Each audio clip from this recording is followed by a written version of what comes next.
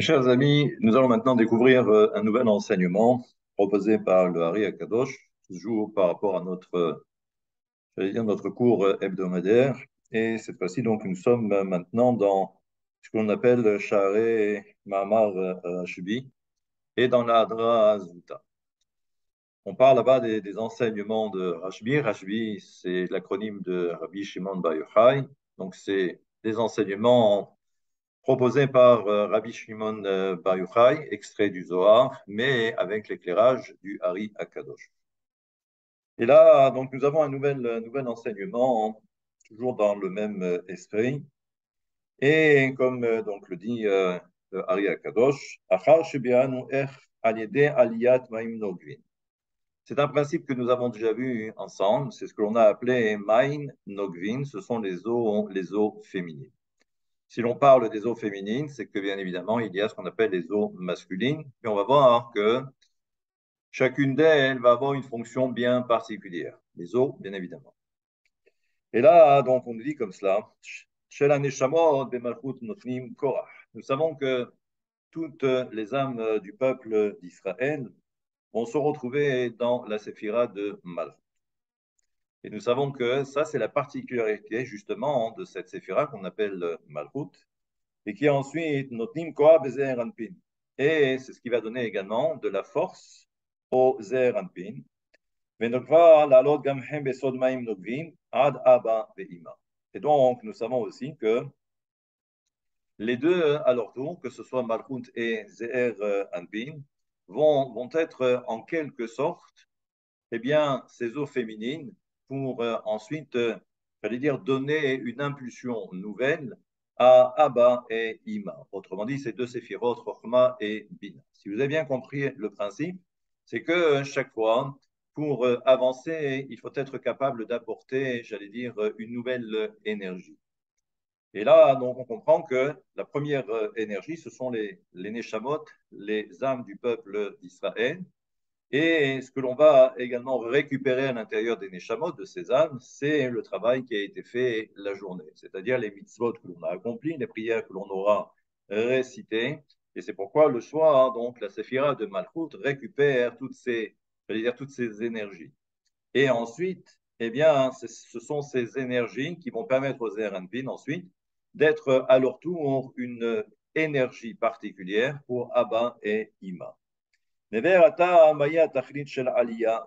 Maintenant, toute la question est de savoir, c'est que, et on voit qu'il y a une élévation, c'est-à-dire que l'on monte chaque fois de niveau. Et la question est de savoir à quoi correspondent justement toutes ces aliyot. Da qui al derer shibianu ki ze anpin eno yachol latet rucha begon ugve rak kefin kocho. Et nous savons donc ensuite, parce que tout le principe, c'est que, et on l'a bien compris, ne serait-ce que à travers toutes les fêtes du mois de Tishri, où nous savons que de Sukkot et Shemini à Tseret, c'est ce qui représente justement le mariage. Et nous savons donc que la fête de Shemini à Tseret représente cette notion de yichud, c'est-à-dire que si l'on devait comparer cela à quelque chose, j'allais dire, d'humain, eh bien, on serait tenté de dire que c'est là où l'homme et la femme, ensuite après le mariage, donc après la souka, se retrouvent, parce que la souka correspond justement à la choupa, et ensuite, donc, l'homme et la femme se retrouvent seuls, et c'est là où justement il y a cette intimité. On comprend que à un niveau supérieur, Malchunte et le Zer Anpin aussi, c'est-à-dire que la volonté et la nécessité justement de tout ce que l'on va réaliser ici-bas à travers les mitzvot, l'étude de la Torah, c'est de favoriser cette union, cette notion de yichud, cette notion de zivug entre le Zer Anpin et la Malchut. Mais lorsque le Zer Anpin va devoir ensuite donner quelque chose à la femme, tout va dépendre d'abord quelle va être l'intensité de cette donation. Et ça va dépendre de ce qui aura été fait ici-bas, c'est-à-dire au niveau des hommes. Parce que le Zer Anpin ne peut donner que ce qu'il a, c'est-à-dire que par rapport à ce qu'il reçoit. שש קצוות. והנה גם אבא אינו יכול לתת רוחה בגון עוגבה רק כפי כוחו. Et on comprend donc que tout est conditionné. Et donc, même Abba, autrement dit Chokhmah, même lorsque Abba va donner quelque chose à la Malchut, eh bien, ou sa femme, en fait, Bina, eh bien, on comprend aussi que c'est le même principe. Il ne peut donner que ce qu'il a reçu lui-même. Et même parfois, on comprend qu'il peut y avoir cette imperfection. Qui arrête en borak bechinat koach bechesed ukura bechatzi ha'elyon shel tiferet de'ari champin. Et là, donc, c'est quelque chose de nouveau. C'est que, et là aussi, il va falloir bien comprendre le mode de fonctionnement au niveau des séphirotes. Vous savez que donc il y a ce que l'on a appelé Keter. Donc Keter, c'est la couronne. C'est également ce qu'on appelle Arich Anpin. Maintenant, il faut savoir que la séphira ou la particularité de la séphira de Keter ou de Arich Anpin, eh bien, c'est une séphira qui descend du plus haut niveau du monde de la Hatzilut jusqu'au bas du monde de la Hatzilut. C'est-à-dire que nous avons la tête, mais nous avons également les pieds qui vont et qui descendent jusqu'à la fin du monde de la Hatzilut. Maintenant, ce qu'il faut comprendre là aussi, c'est que eh bien, la séphira de Keter ou de Arich Anpin, puisqu'elle descend du plus haut jusqu'au plus bas du monde de la Hatzilut, c'est comprendre que les autres séphirotes vont venir habiller eh bien, le Arich Anpin ou Keter. Et c'est pourquoi, donc ici, ce que dit le Ari Akadosh, c'est que si l'on regarde un petit peu, donc nous avons la tête qui est découverte, comme il suffit simplement de voir comment ça se passe au niveau de l'homme. On voit que la tête est découverte et ensuite, ce sont les autres membres du corps qui, eux, sont cachés par des vêtements. Et bien, à un niveau supérieur, c'est exactement le même principe, avec une kippa, avec une barbe, et également ce qui représente des oreilles et des yeux et un nez et une bouche, et même des dents. Tout ça, donc, a une valeur spirituelle, physique, c'est-à-dire pas physique, mais on va dire métaphysique, pardon. Et là, donc, ce qu'il faut comprendre, c'est que on nous dit que la séphira donc de Chochma et de Bina sont là pour envelopper en quelque sorte le Erech Anpin, pardon, le Arich Anpin ou Keter. Eh bien, c'est à partir de Chesed de Gvura et Chatsi Ha'elyon chez la Tiferet. Et c'est la partie supérieure de Tiferet. Donc, imaginez, c'est cette partie-là. Il y a le bras droit, le bras gauche, et il y a également cette partie jusqu'au sternum. Et bien, toute cette partie qui est représentée par tout le corps du Arich Anpin, eh bien, cette partie-là est cachée par Chochma et Bina. Ce qu'il faut comprendre là aussi, c'est que puisque eh bien, ces deux séphirotes, Chochma et Bina, sont là pour couvrir Chesed, Gvura et la première partie de Tiferet, donc jusqu'au sternum, eh bien, nous savons donc, puisque cette partie-là est cachée, et généralement, tout ce qui est caché, c'est ce qui représente l'âme, l'âme de quelque chose. Comme au niveau du corps humain, eh bien, il y a le corps, certes, mais l'âme est cachée à l'intérieur. Eh bien, là aussi, on comprendra que l'âme véritable de Chochma et de Bina, ce sont justement ces deux séphirotes plus le premier tiers de Tiferet. Donc Chesed, Goura et Tiferet. À vous à imaginer. Encore une fois, c'est un vêtement. Les séphirotes sont là pour, j'allais dire, cacher la partie du Keter et de Arich Anpin. Et nous avons un principe, c'est que si Chochma et Bina se trouvent à cet endroit, donc ils n'ont pas accès au niveau des Mouchin, c'est-à-dire au niveau du cerveau qui représente la séphira de Keter ou de Arich Anpin. ולכן צריך שבתחילה יקבלו גם הם אבא ואימא כוח ממוחין דאריך אנפין. Et tout le principe, c'est que pour que Chochma et Bina puissent ensuite donner quelque chose aux Zer Anpin et également à la Malchut, il faut également que ces deux séphirotes reçoivent également une énergie particulière, mais qui va provenir également des Mohin de Keter ou de Arich Anpin. Et on comprend donc que c'est comme cela que ça fonctionne, c'est-à-dire que je ne peux donner que si je reçois déjà d'en haut. et même Chokhmah et Bina, qui sont deux siférot qui sont déjà très élevés, mais ne reçoivent leur énergie que de Keter, de Arich Anpin. ולכן, על דרך שביארנו, שזעיר אנפין ונוגבי וצריכו הן נשמות הצדיקים. Et là, on comprend maintenant donc que tout le processus, c'est que la séphira de Malchut récupère d'abord dans un premier temps toutes les neshamot, les tzadikim. Et c'est ce que l'on va appeler donc Besod Maim Nogvin. C'est ce qu'on va appeler les eaux féminines. Les eaux féminines, c'est lorsque ça monte du bas vers le haut. Et on va voir que lorsque ce sont les eaux masculines, c'est lorsque l'énergie descend du haut vers le bas.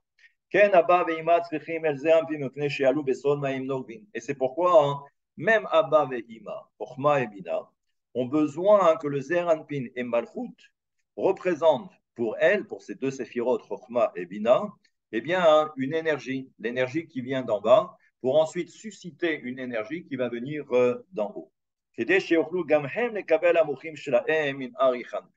Pour qu'ensuite, Chochma et Bina puissent recevoir eh bien, leur propre énergie.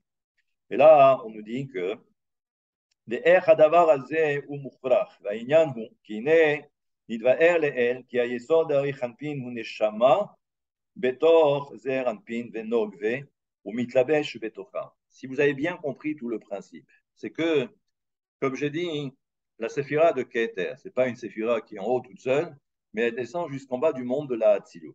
Et nous savons donc que, là aussi, puisque Chochma et Bina vont recouvrir une partie du corps, on comprend maintenant que l'autre partie vont être justement le Zer Anpin et la Malchut. Et là, on va voir que ce qui va correspondre maintenant, que ce soit au Zer Anpin et à la Malchut, c'est le Yesod de Keter. Le Yesod, autrement dit, le fondement, la Brit Mila. Et c'est ce qui va représenter pour eux la Neshama, leur Neshama. Et c'est pourquoi donc il faut que le Zer Anpin et la Malchut doivent monter jusqu'à Abba Ve'ima, Chochma Bina, Ve'az Yale Gama Yesod. Et on comprend ensuite que puisque le Zer Anpin et la Malchut, qui normalement étaient là pour cacher le fondement de la Séphira de Keter, eh bien, le Yesod également du Arich Anpin, eh bien, lui aussi, il va devoir monter jusqu'à Abba Ve'ima. On comprend donc que ça remonte comme cela, et tout remonte. Et on comprend, c'est-à-dire que lorsqu'un homme est habillé, eh bien, chaque fois qu'il monte la jambe ou la main, eh bien, c'est également tout le vêtement qui monte avec. Et ça, à vous à comprendre. Et nous savons que la particularité de la séphira de Arich Anpin de Keter, donc nous savons que il n'y a pas de femelle et de masculin, c'est-à-dire qu'ils soient différenciés ou dissociés. Nous savons que la particularité de la séphira de Keter, c'est qu'elle s'unit avec elle-même, c'est-à-dire qu'il y a deux parties en réalité dans Keter.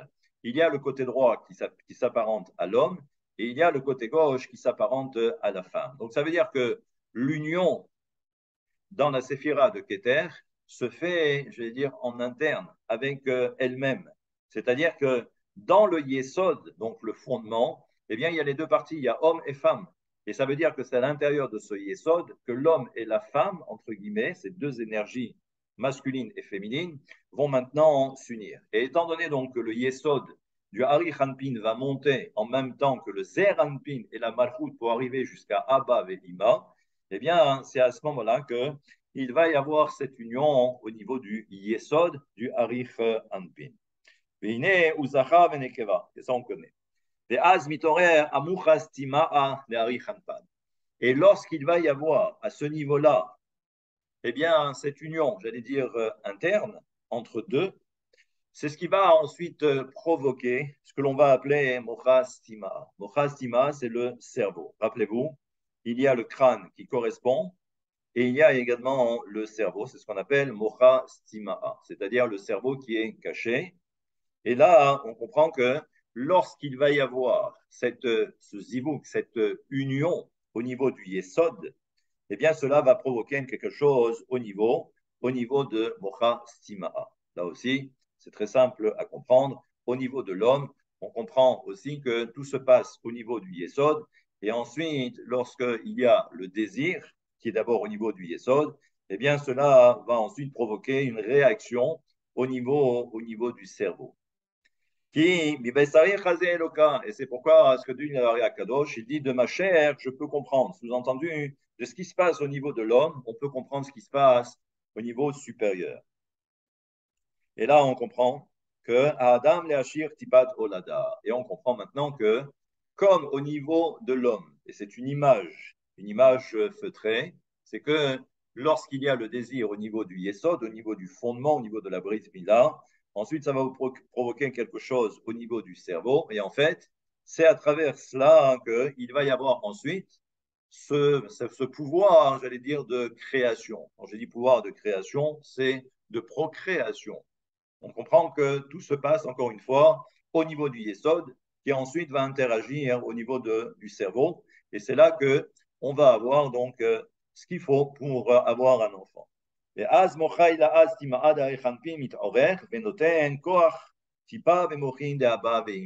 on comprend que lorsque ce qu'on a appelé le moach stimaa va donner donc cette nouvelle énergie, eh bien cela va descendre jusqu'à Abba Veima. Parce que, comme si vous avez bien compris tout le schéma, le Yesod est monté avec le Zeranpin et Malchut jusqu'à Abba Veima. Et quand il y a eu cette union interne, intérieure, eh bien, ça provoque justement eh bien, une énergie. Et cette énergie va arriver jusqu'à eh bien, Abba Veima. Et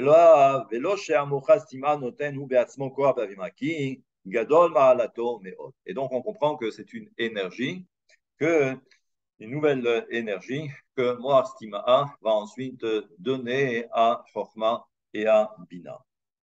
Et là, donc, si vous avez bien compris, Aval Ainyanu, Bema Shinvael Emala, qui kol ginu yamuchas inaha ou biud gimet tikune dikna dari chanpin. Maintenant, pour que ça soit beaucoup plus complet, mais ça risque d'être bien évidemment complexe, eh bien, ce qu'il faut comprendre, c'est que le cerveau, en quelque sorte, c'est-à-dire que sa lumière est tellement grande qu'elle ne veut pas se dévoiler comme cela. Donc, il y a d'autres intermédiaires.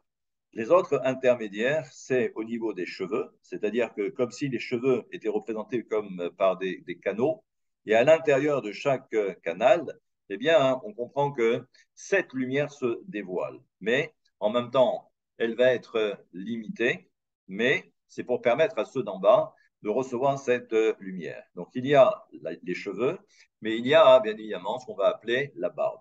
Et la barbe, par définition, il y a 13 niveaux au niveau de la barbe qui font référence à ce que nous appelons les 13 attributs divins. Et nous avons un principe, et donc, lorsque, encore une fois, le fondement, la Brit Mila, eh bien, se réveille, eh bien, ça donne quelque chose au niveau du Hari Hanpin et surtout au niveau du cerveau. Et ensuite, eh bien, ce qui va se passer, c'est que cette force va transiter par les différents canaux de la barbe, qu'on appelle encore une fois les 13 attributs divins. Et nous savons que parmi les 13 attributs divins, et ça on avait eu l'occasion de le dire déjà à plusieurs reprises, c'est que dans les 13 attributs divins, il y en a deux, que l'on appelle le 8e et que l'on appelle également le 13e. Le 8e, c'est ce qu'on appelle Notzer Hesed. Notzer, d'ailleurs, ce sont les mêmes lettres que le mot Ratson. D'accord? Notzer Hesed, c'est celui qui crée véritablement la bonté. Mais ça, ce n'est pas une petite bonté, mais c'est une bonté, c'est la bonté par excellence. Et ensuite, le 13e attribut que l'on appelle Venake. Venake, qui veut dire nettoyer. Eh bien, on comprend que eh bien, le 8e attribut correspond à Chokhmah et nous savons que le 13e attribut correspond à Bina. Et donc, on comprend maintenant, voilà, quel est, j'allais dire, le cheminement pour qu'ensuite toutes ces lumières puissent descendre et donner quelque chose à nouveau, une énergie, une lumière nouvelle. Et la mazal השלושה שהוא נקבה, ואחר כך נותנת הטיפה ההיא אל הבא ועימה.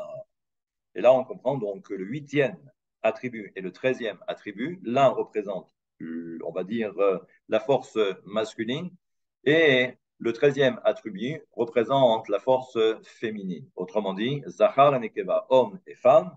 Et c'est à travers ces deux, justement, que on va apporter quelque chose de nouveau, on va créer quelque chose, on va maintenant procréer en quelque sorte à un niveau spirituel. Et c'est ce qui va donner naissance donc à cette tipa, la fameuse goutte qui permet la procréation, donner la vie. Et ça, eh bien, c'est ce que va recevoir Abba et Ima. Voilà, en quelque sorte, tout le cheminement, mais vous verrez que ce n'est que la partie, j'allais dire, la plus simple, même si en apparence c'est très compliqué. Mais à force de voir et de répéter et d'imaginer les choses, eh bien, on s'aperçoit que c'est pas aussi compliqué. Donc, à la semaine prochaine pour un nouvel enseignement mystique. Merci.